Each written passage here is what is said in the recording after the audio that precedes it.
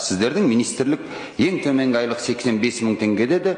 Сосын қызармай бір министрдің орынбасары ол жетет күн көруге деді. Енді мен сіздерге арифметика көрсетейін.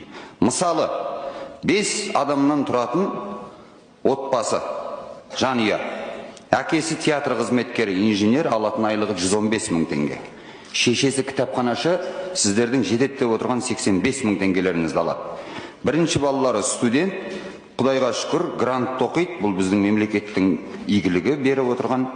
Екінші баласы мектепте 6 сынып оқушысы, үшінші баласы балабақшада, мемлекеттік балабақшада. Жалпы отбасының табысы айына 200 мың теңге. Енді бір ай көлемінде қажет болатын шығынға азық-түлік, коммуналдық төлемдер, кредит, балабақша және тағы басқаларын нақты келтіріп берейін. Азық-түлікке нан 180 теңгеден бір айға жоқ дегенде 5 адам 60 бөлке нан жеді делік, күніне 2-ақ бөлкеден жегенде 10.800 теңге. Сүт 810 теңгеден 10 литр дейік ең кемінде 8.100 теңге. Шай 500 теңгеден бір қорабы, 5 қорабы алды дейік, бұлыңыз 2,5 келі, 1800 теңге. Макарон 325 теңгеден 12 келіңіз 3900 теңге. Жұмыртқа 60 теңгеден 20 жұмыртқа 1200 теңге. Гречка бір келісі 280 теңгеден бір айда 3 келі гречка жегенде 840 теңге. Ұн 3700 теңге 10 келісі. Май 1 литрінің бағасы 4000 теңге болғанда, бұл күнбағыс майы, сары май жоқ бұның ішінде.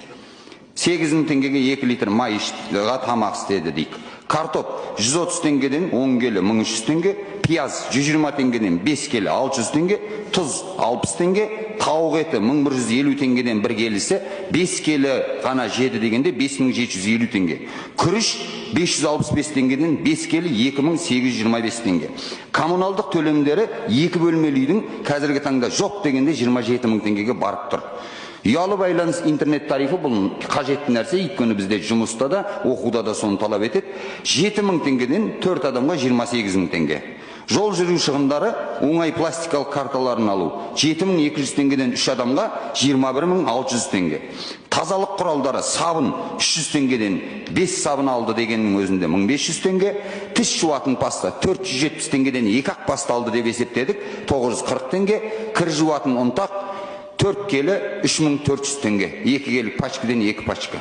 Кредит төлемдері, бұл мемлекеттік бағдарламамен алған 2 бөлмелі үйдің кредитіне айына 80.500 теңге төлейді, және оған қосымша баласы сабақ оқу үшін тұтынушылық кредитпен 25 мың теңге айына төлеп отыр, бір компьютер алған. Балабақшаға 16.500 теңге төлеп отыр.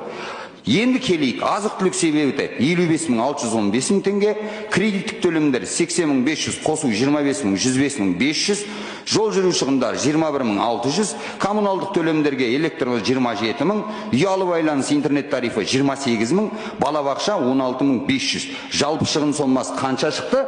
254.215 теңге. 54.215 теңгені қайдан алады? Бірінші сұрағым, енді қараңыз, бұларды біз есепке алмаған шығындарымыз. Дәрі-дәрмек, дәрумендер, киім, канцеляриялық құралдар, ойыншық, демалыс, ойын-сауық, үй жиһаз, техника, азық-түліктен сиыр еті, қой еті, жылқы еті дегенде мүлдем жемейді, жеміс-жидек дегенде мүлдем жемейді, сары май дегенде мүлдем жемейді, балық дегенде мүлдем жемейді, кәмпит тағы басқасын мүлдем жемейді. Өзге шаруашылық тауарлардан шампунь, су сабынды мүлдем қолданбайды, крем және тағы басқасын мүлдем қолданбайды делік. Енді сіздердің министрліктеріңізге үлкен сұрақ, мен бұны ашық хат қылып министрлеріңізге де әлеуметтік желіден жариялайын. Қалай есептедіңіздер және осы отбасы қалай күн көреді?